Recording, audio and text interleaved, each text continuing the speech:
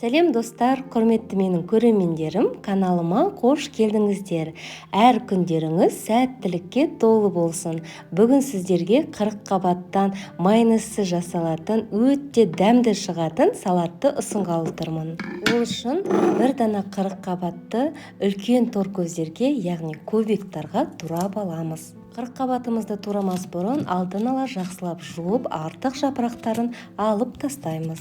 Қатып қалған қағида жоқ, бұл жерде 40 қабатымызды үлкен торкөздерге ғана емес, ұзын жолақтарға, яғни соломка етіп те турап алуға болады.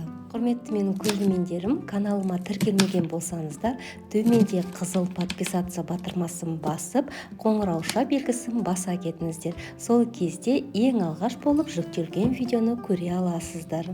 40 қабатымызды үлкен торкөздерге турап алғаннан кейін, бір ас қасық тұзымызды қосып, араластырып аламыз. 40 қабаттарымыздың араларын міндетті түрде ашу керек. Сол кезде тұзы сіңіп, сөлі бөлінеді. 40 минутымыздан кейін біздің 40 қабатымыз жұмсарып, сөлін бөліп шықты. Ашылмай қалған жапырақтары болса, міндетті түрде араларын ашып тастауға тырысыңыздар. Видеоға мұқият қарасаңыздар, 40 қабат жарты сағат ішінде жақсылап сөлін бөліп шыққан. Араларын ашып, жақсылап араластырып алғаннан кейін 40 қабатымызды үлкенірек ыдысқа суынан ажыратып аламыз. Бізге бұл бөлінген шырын қажет емес. Дәмдеуіштер қосқаннан кейін де 40 қабат өзінің сөлін бөліп шығады. Бұл бөлінген шырын бізге не үшін керек емес.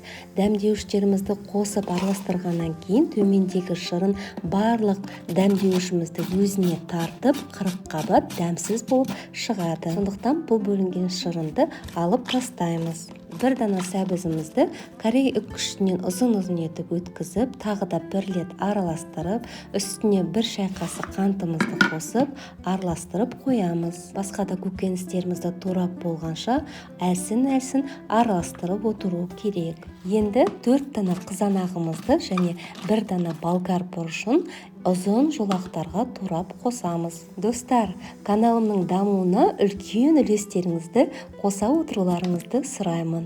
Ол үшін төменде поделиться батырмасын және копировать ссылку дегенді басып, осы видеоны достарыңызбен бөлісе кетсеңіздер. Каналымның алға қарай жылжуына үлкен көмек болар еді. Сіздердің әрбір лүпілдеріңіз бен пікірлеріңіз мен үшін өте маңызды. Төменде комментарий бөлімінде де өз пікірлеріңізді қалдыра кетіңіздер. Сіздердің пікірлеріңізге міндетті түрде жауап беруге тырысамын. Қызанағымыз бен болгар бұрышын турап болғаннан кейін брокколимізді кішірек бөліктерге бөліп ажыратып аламыз. Брокколиді турамастан бұрын пешімізге қайнататын суымызды қойып, үстіне 1 шай қасық тұзымызды қосамыз. Тұзбен қайнаған брокколиміз өзінің түсін қанық етіп шығарады. Және брокколиді небары 2-3 минуттан артық қайнатпаңыздар. Брокколиді сүзіп алғаннан кейін суынан жақсылап сорғытып салатымызға қосамыз. Үстіне 3 дана сарымсағымызды сарымсақ езгіш құрылғыдан өткізіп аламыз. Немесе қолымен де майдалап турап қосуға болады.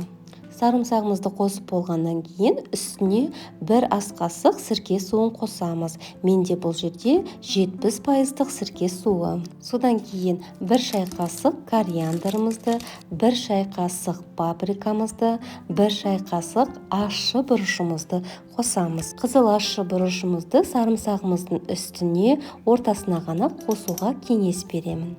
Дәл сол қызыл ащы бұрыш пен сарымсақтың үстіне қызып тұрған майымызды құйып араластырсақ, ащылығы білінбей кетеді.